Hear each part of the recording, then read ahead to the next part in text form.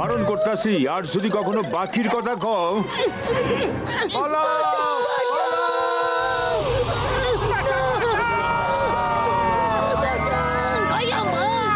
এসব কি হচ্ছে? যাই হোক না কেন, আগে পালাও।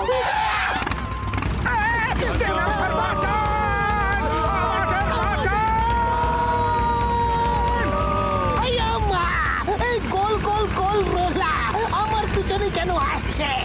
আইনের দিব্যি বলছি, দাঁড়াও দাঁড়াও।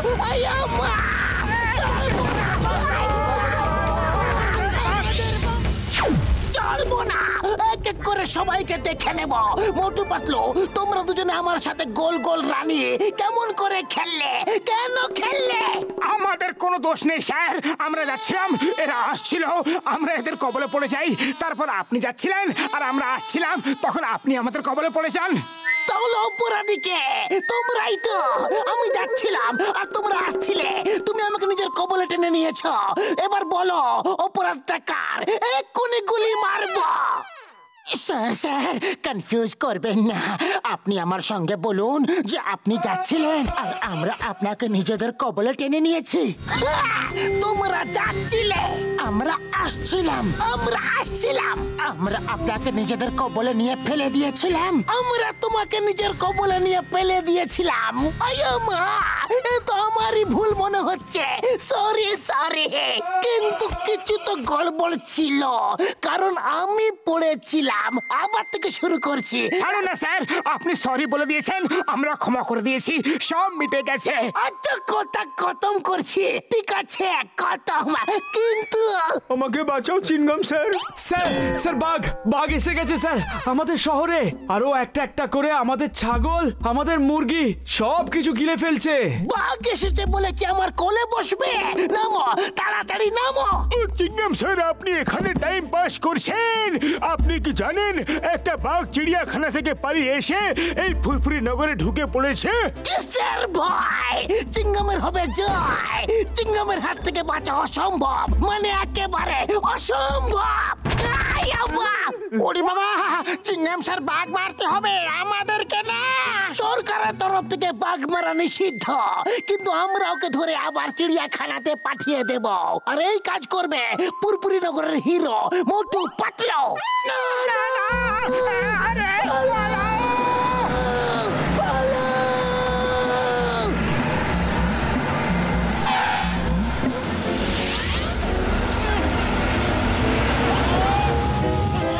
আইনের হাত অনেক লম্বা হয়ে থাকে, এর থেকে বাঁচা একেবারে অসম্ভব। এখনো অব্দি শুধু শুনেছিলাম, আজ দেখেও নিলাম। আরে আমরা বাঘ ধরতে পারবো না। আরে বাঘ আমাদেরকে লাঞ্চ ডিনার বানিয়ে দেবে। পুরো পুরপুরি নগরকে শুধু তোমরা দুজনেই বাঁচাতে পারো, আর আমাদেরকে বাঁচাবে? ওরে বাবা, বাঘ ধরার আমার 20 বছরের অভিজ্ঞতা রয়েছে, আমি তোমাদের সাহায্য করব।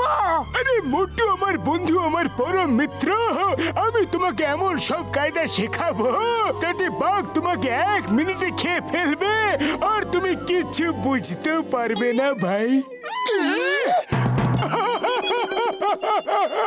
আরে বন্ধু, মজা করছিলাম। আমার কায়দায় তোমরা 1 মিনিটের মধ্যে বাঘ ধরে ফেলবে আর ও কিছু বুঝতেও পারবে না।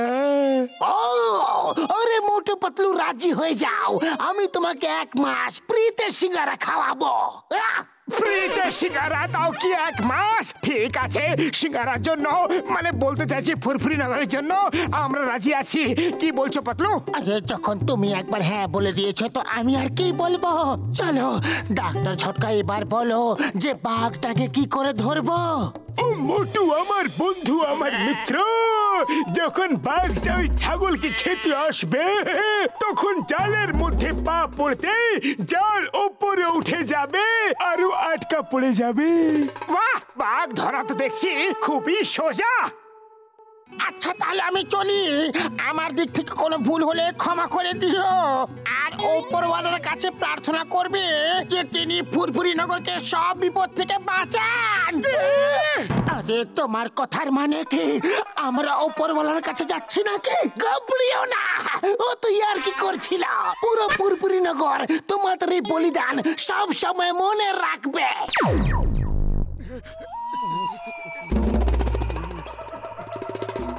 পাতলু, যদি আমরা ওই বাঘটাকে ধরে নিই তাহলে আমরা হিরো হয়ে যাব।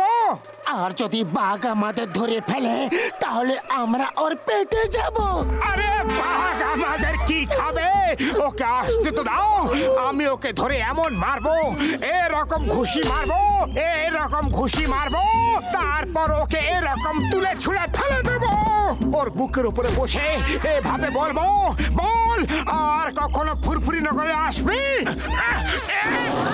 পাতলু!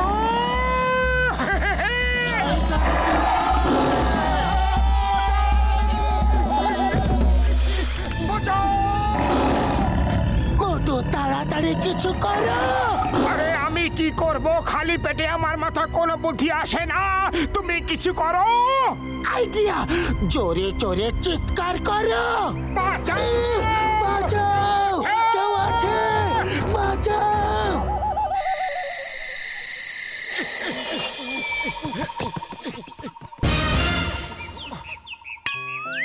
উড়ি বাবা, মনে হচ্ছে ওরা বাঘকে ধরেনি, বাঘই ওদেরকে ধরে নিয়েছে।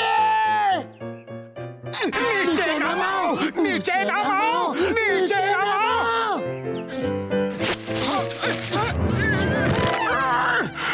আর বাঘ ধরছি না। শিকার করতে এসে নিজেরাই শিকার হয়ে গেছি রে। মোটু আমার বন্ধু, এবার আর কোনো ভয় নেই। তোমরা মাচার উপর বসে বাঘকে ধরবে। এবার একেবারে ৮-৬ পরিকল্পনা।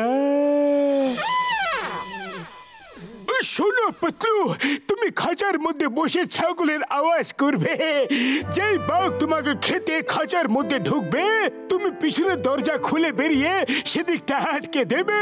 আর মোটু উপরে মাচায় বসে থাকবে, ও সামনের দিকে দরজাটা ওই দড়িটা দিয়ে বন্ধ করে দেবে ভাই। আরে আমি কেন ছাগল হব? মোটু কেন হবে না? কারণ তুমি বেশি সাহসী। আর দেরি করো না, বাঘের ডিনারের সময় হয়ে গেছে ভাই। কে? তোমরা আমাদের ওর ডিনার বানাচ্ছ? ওরে বাবা, এর মানে হলো এবার বাঘ খাবার খেতে বেরোবে আর এই খাঁচায় আটকা পড়ে যাবে।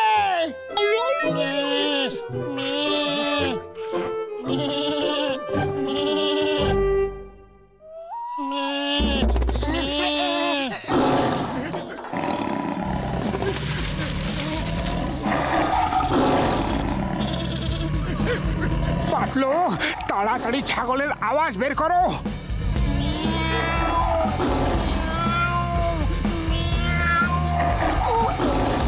আরে পাতলু, ছাগলের আওয়াজে চিৎকার করো, না হলে বাঘ খাঁচায় আসবে না। আরে এখানে নিজের গলা থেকে আওয়াজ বেরোচ্ছে না, তো ছাগলের আওয়াজ কি করে বের করবো?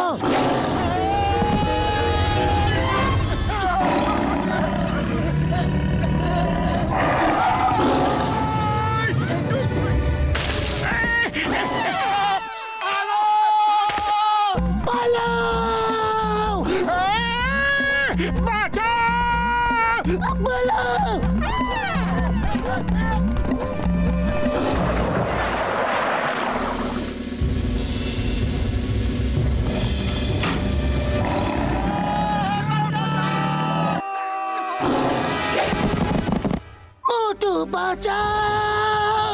ছেড়ে দাও ওকে! খবরদার আমার বন্ধুকে ছুঁয়ে দেখাও তো। তুমি নিজেকে কি মনে করো আমরা পালাচ্ছি? মানে এই না যে ভয় পালাচ্ছি। কান ধরে সিধে চিড়িয়াখানাতে পাঠিয়ে দেবো। পাতলুর দিকে চোখ উঠিয়ে কখনো দেখবে না।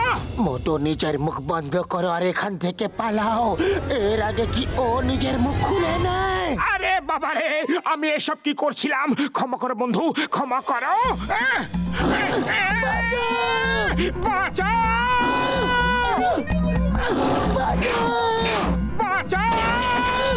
আইনের দিব্যি বলছি, দাঁড়াও। এই বাঘ, তোমাকে জঙ্গলের আইনের দিব্যি, দাঁড়িয়ে পড়ো। সিংহের হাত থেকে বাঁচা মুশকিল নয়, একেবারে অসম্ভব। ওরে বাবা, ওই আমার এটা কি জিনিস?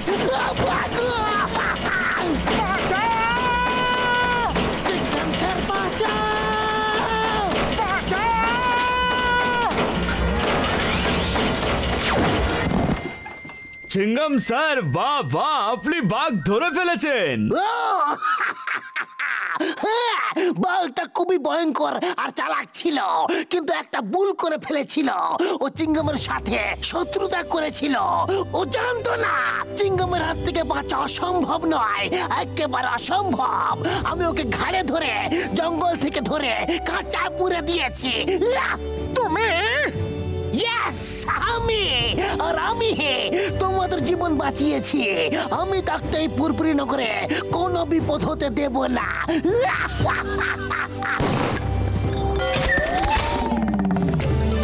এই ভয় পেও না, ভয় পেও না, আমি তো তোমাদের বন্ধু। কিন্তু ও তো আমাদের বন্ধু নয়।